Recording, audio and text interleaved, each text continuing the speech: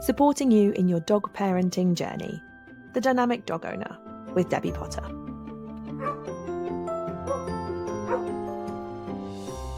Hello and welcome to The Dynamic Dog Owner, the podcast designed to support you, the dog parent, in your dog parenting journey. So today we're going to be talking about online training versus in-person training, because I think there's a big misconception about the value of both of them and how actually together they become a really good option. So generally speaking, traditionally, when you think about dog training, you always think about turning up to the local village hall or a local field and working with a trainer in person to teach your dog how to behave. That's the misconception. You know, it's for naughty dogs, and you have to actually see your dog trainer for them to be able to help you. But actually, that's not always the case. And I think that was really highlighted to us in lockdown in 2020, because all of a sudden we couldn't see people. We couldn't meet people face to face, but that didn't stop people from getting puppies, and it didn't stop people from actually needing dog training. That's where, as with everything in that time, dog training went virtual. So dog training moved to being online. And many people said, that'll never work. How can you train a dog online? And the answer is quite easily. You'll be surprised how easy it is to actually train online. And we found it was actually, in some ways, much better and much more beneficial for people. And I'm going to talk a little bit about why. And I remember one of our members who has been training with us since COVID times, she got her puppy just at the start of lockdown, about a week or two before lockdown happened. She still trains with us now. So what's that, 5 years later? And we often talk about her first experience of training. She'd had dogs before, but she hadn't had quite as active a breed as she had recently got. And she said, I've got a puppy, what are we going to do? And I was like, well, we're going to do it online. She said, how's that going to work? I said, not really sure. It might work, it might not, but we're going to give it a go if you're up for it. And thankfully, the people who had booked puppy classes went, yeah, okay. And for the entirety of lockdown, we ran live dog training classes for puppies, for general training, for scent detection, everything. Anything you could imagine, we trained it virtually on live Zoom dog training. And it worked. Now, let me talk to you about why I think the reasons it's successful. For puppies, there's obviously we've got to get out of our house for one. There's a lot to move. You've got to wait for vaccinations before you access the world. You've got to worry about, often with a new puppy, you're so worried about where the puppy is, what the puppy's doing, what they're up to, getting everything. Then you don't focus actually on the training that's being taken place. So in COVID, when we were on Zoom lessons, we had puppies or people with puppies joining puppy class from the 2 days after their puppy came home, because they didn't have to wait for vaccinations. They didn't have to worry about the weather. They were in the comfort of their own living room. And therefore, puppies and people got support from a much earlier age.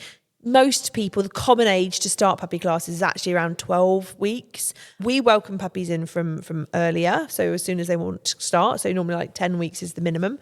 Sometimes people don't take their puppies, depending on when they fall, until 16, 17, 18 weeks. That's a long period of time where you haven't had any support or any input. And you could, not saying everyone does, but you could have been accidentally doing things to not help support the behaviours you want for that period of time. So when you can start your training immediately, you are effectively starting off with the best intentions as quickly as you can, getting support from a professional as early as possible, which in turn means you're likely to have a few less problems, or at least that uncertain grey ground at the beginning where you go, am I doing it right? Am I not doing it right? You've got support from the moment your puppy comes home. So training at home with a puppy is really beneficial. Not just puppies though, anyone, absolutely anyone. If you've got a reactive dog, if you've got a nervous dog, if you don't want to go out of the house for whatever reason, if, for example, you have COVID back in those times and you couldn't leave the house. Dog training, say you live somewhere remote and it's an hour's drive to the next nearest dog training venue. That's a lot of commitment to do that every week. But with virtual training, you don't have to go out. You can do it in the comfort of your own living room where your puppy, your dog is happy and relaxed. You're chilled out. You can take your time. You can have a pee break whenever you need it. You can do it in bite-sized chunks. So actually, it's much more accessible, virtual training. It is potentially more relaxing for everybody involved. And of course, to be in a state to learn, and we've talked about this previously on the podcast, I'm sure, to be in a position to learn, you have to feel safe, happy and relaxed. And for some dogs, the only place that happens is in their living room or in their own garden. So virtual training means the training comes to you wherever you and your dog are happy and comfortable, rather than having to go out into a new setting. So it actually can be better for you and your dog than going to a dog training class. We found that it was a wonderful way of dogs cementing their learning and learning things where they were comfortable and happy and relaxed. And then they could, once COVID was over, they could bring those into a real dog training setting. Now, obviously, one of the downsides of training virtually is that you aren't directly with a person. I get it. That seems a bit strange. And it seems a little bit, the trainer can't see me and my dog. But it's amazing what you can see from videos or from watching live on Zoom. People can still give you support. They can still give you guidance. Yes, of course, there are some things that you really need to be in person for. And, the benefits of obviously going to a dog training class, the opposite really, it gets you out of the house. It exposes your puppy or your dog to new spaces, new places, new scenarios. If they can do it at home, it then provides a nice place to test the water and say, can we do it elsewhere? So it's part of the distraction and proofing process. You obviously get to meet people, you get to meet other dogs, you see your trainer face to face, and your trainer can indeed potentially maybe see a little bit more in some things, but a camera can do exactly the same thing. So people shouldn't be put off of virtual training. It can work in harmony to create a really well-rounded training approach. And obviously there's some things that only happen at home, so therefore you want to train them at home. If you say, for example, your dog barks at the front door or barks at the telly or barks at the table when you're eating dinner, that's what one of mine does. Training it out of, should I say I'm training it out of the child, not the dog. All of those things, they happen in the home. So coming to a dog training venue, great, but we can't mimic the situation here. We can, because we have an indoor space, so we can try, but it's still not the same as your actual home. So sometimes training in the home is more appropriate for other things. So people shouldn't be put off of a mixed approach, I suppose is the way of putting it. I'm sure there's a better word than mixed, a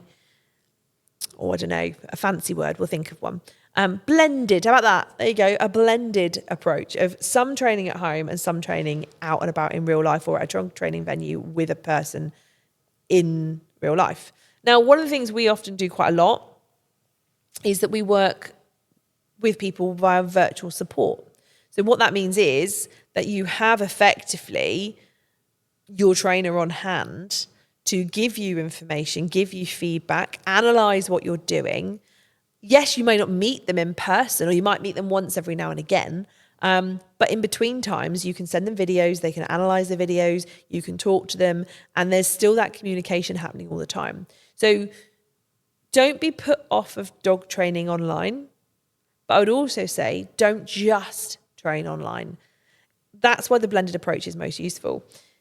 They both have benefits, and combining them together is where you will see majority of success. We've had times where people have gone, I did my training, but I did it all online via like a dog training app or what have you. Brilliant, fantastic. They've done so much training, but my dog then struggles in public setting because we've just not been around other dogs. The benefit of obviously training in person is that your dog is around other dogs, not necessarily interacting with them because we don't always interact with dogs in training. More often than not, we actually learn to ignore them. But that's then setting them up for success in walks, because we don't want our dogs to say hello to every single dog they meet. We want them to say hello to some dogs and ignore the rest. And that's where training class is a really good practice, to ignore dogs, say hello to the occasional one, but ignore the rest. So it helps you get that happy medium, I think, combining the online with in person. And to be fair, we actually do that with our puppies, our puppy course. It starts online, so you can start from the moment you get your puppy home, and then it transfers into real life sessions when they are old enough to join us, so that you can do a little bit of learning even before they come home. And it kind of builds onto the fact that we are primarily a dog training school in person. The majority of our clients do come to meet us, but we do see a lot of people online too. And we are developing a online hub where you can access all the training virtually. You can monitor it at your own pace. You can go through it at your own pace. You can revisit it whenever you like. For some people, that's going to complement their in person, because even if you're in person, sometimes, you get home and you go, I can't remember any of that. I don't know what we talked about, because we did something and something else, but I've forgotten all what they said. So if you've got that as a virtual opportunity, you can then reflect on it and go back and watch it again and go, I'm just going to recap the exercise we did in class today. Equally, if you do it online, you can learn it all online, get the theory, get the knowledge, and then come to training and put it in practice. So it works in harmony together. So I just, thought today we'd talk about the benefits of virtual training, because majority of people don't just discredit it and say it won't work for me, or no, I need to see someone in person. But actually you don't. Sometimes the trainer you want to work with might not be local to you. I work with people online, like from me as the client, not as I work with dog owners, but me as the client, as the person working with somebody like a coach. I work with people all over the world because I want to work with that specific person, and they're not local to me. And I don't want to not work with the specific person just because they're not local. We can do everything online. So we do everything virtually, just the same that we do with our clients. And it means that you can work with the person you want to work with, the person, if you're in that remote place where you don't have someone nearby, or you like a specific type of person and their approach, you can work with them no matter where you are. So see it as it opens up a world of opportunity. It's not a substitute. It's not like a downgrade from training in person. It is complementary to help you succeed in what you're doing with your dog. And obviously there are some things that are better online. I always remember when we were doing COVID lockdown training online, we run a scent detection class, and we did our scent detection online. And we managed to search places we would never normally search, because normally people come to us, and obviously we're limited by the venue we have. During COVID, we did our scent detection, but we did it in the home. And therefore people were searching their bathrooms, their staircases, their kitchens. So all different places where normally we would never have trained. They've actually become better scent detecting dogs because we trained in so many weird places. And it was a benefit to them. So it's not always a bad thing. And I think that's just something we have to be aware of. If you are obviously listening to this and you don't live local to us, you've not met us in person yet, do check out our new hub that's coming along. So it's near enough finished as I record this. By the time this comes out, hopefully it'll be ready. But there is a link at the bottom of the description of the podcast that gets you on the list to be the first person, to one of the first people to hear about our new Potter Paws Academy that is coming, where you can view all our training videos online and get as much training as possible from pre-recorded videos, so that you can do it from the comfort of your house, and then obviously transfer that into the real world too. Hopefully that's been useful. A little topic today. And don't be put off by online training. There's so many training options out there online. But a blended approach is absolutely the best way forward. Doing a little bit of both. Have a wonderful week, and I'll catch up with you really soon. We are approaching our 100th episode of The Dynamic Dog Owner. That's nearly 2 years since our weekly episodes launched, which is absolutely crazy. Where has the time gone? I really hope that you guys have enjoyed listening to the podcast over the last couple of years, and it has helped support you on your dog parenting journey. So to celebrate our 100th episode, we are having a competition. All you need to do to enter the competition is follow the link in the description. That will take you to a form, fill it out, and you will be entered into a prize draw. The top prize is going to be an hour's virtual one-to-one coaching session with myself, and there will be 10 runner-up prizes. That will give you 1 month's access to our brand new Paw Academy online training hub full of videos. So if you would like to enter this competition, fill that form in, and I hope you guys are one of the lucky winners. Thank you for listening to The Dynamic Dog Owner with me, Debbie Potter. See you next time.